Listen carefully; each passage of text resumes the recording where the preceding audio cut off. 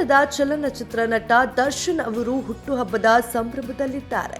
ರೇಣುಕಾಸ್ವಾಮಿ ಕೊಲೆ ಪ್ರಕರಣದಲ್ಲಿ ಸದ್ಯ ದರ್ಶನ್ ಜೈಲಿನಲ್ಲಿದ್ದಾರೆ. ಅವರ ಅನುಪಸ್ಥಿತಿಯಲ್ಲಿ ಅಭಿಮಾನಿಗಳು ಸಮಾಜಮುಖಿ ಕಾರ್ಯಗಳ ಮೂಲಕ ಹುಟ್ಟುಹಬ್ಬವನ್ನ ವಿಶೇಷವಾಗಿಸುವ ಪ್ರಯತ್ನ ಮಾಡ್ತಿದ್ದಾರೆ.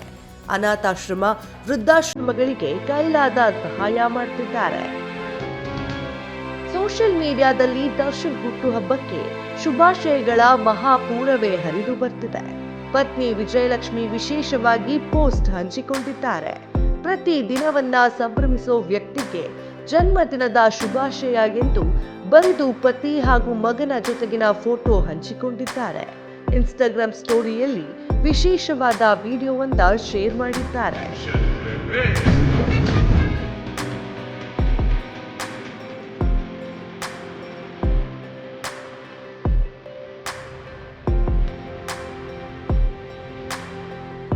ಪತಿ ದರ್ಶನ್ ಹಾಗೂ ಮಗ ವಿನೀಶ್ ನಡುವಿನ ಸುಂದರ ಕ್ಷಣಗಳ ಝಲಕ್ಕನ್ನ ನೋಡಬಹುದಾಗಿದೆ.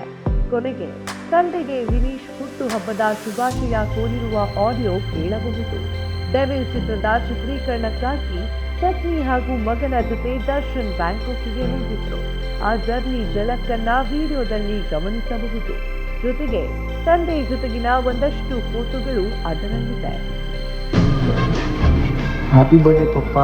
I love you. I miss you. Love you. Vijayalakshmi Darshan ಪೋಸ್ಟ್ಗೆ ಅಭಿಮಾನಿಗಳು ಲೈಕ್, ಕಮೆಂಟ್ ಮಾಡಿ ಮೆಚ್ಚುಗೆ ಸೂಚಿಸುತ್ತಿದ್ದಾರೆ. ಕಮೆಂಟ್ ಬಾಕ್ಸ್ನಲ್ಲಿ ಹುಟ್ಟುಹಬ್ಬದ ಶುಭಾಶಯ ಕೋರುತ್ತಿದ್ದಾರೆ.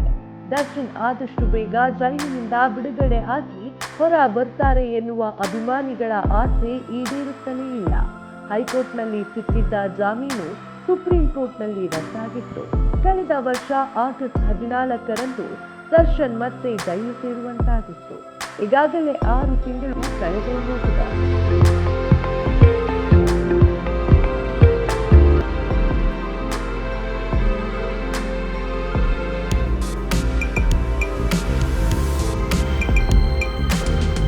ಇನ್ನು ನಟ ರಂಗೀನ್ ಗೌಡ ದರ್ಶನ್ ಜೊತೆಗಿನ ವಿಡಿಯೋವೊಂದನ್ನ ಸೋಷಿಯಲ್ ಮೀಡಿಯಾದಲ್ಲಿ ಶೇರ್ ಮಾಡಿದ್ದಾರೆ.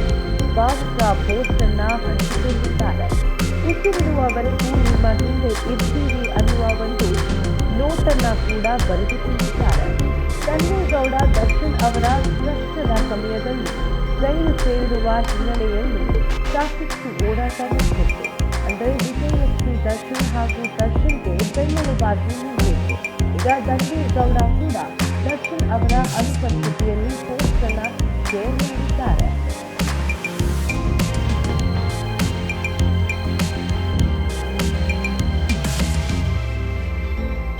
ನಟನ ನೆನಪಿನಲ್ಲೇ ಅಭಿಮಾನಿಗಳು ಹುಟ್ಟುಹಬ್ಬ ಆಚರಿಸುತ್ತಿದ್ದಾರೆ.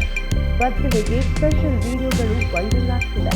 ದರ್ಶನ್ ನಟನೆಯ ಕರಿಯ ಸಿನಿಮಾ 2 ದಿನಗಳ ಹಿಂದೆ ರಿಲೀಸ್ ಆಗಿ ಸದ್ದು ಮಾಡ್ತಿದೆ. ದರ್ಶನ್ ಅಭಿಮಾನಿ ಆಗಿರುವ ತನಿಷಾ ಈ ಸಿನಿಮಾ ರಿಲೀಸ್ ಅನ್ನ ಸ್ನೇಹಿತರ ಜೊತೆ ಸಂಭ್ರಮಿಸಿದ್ದಾರೆ.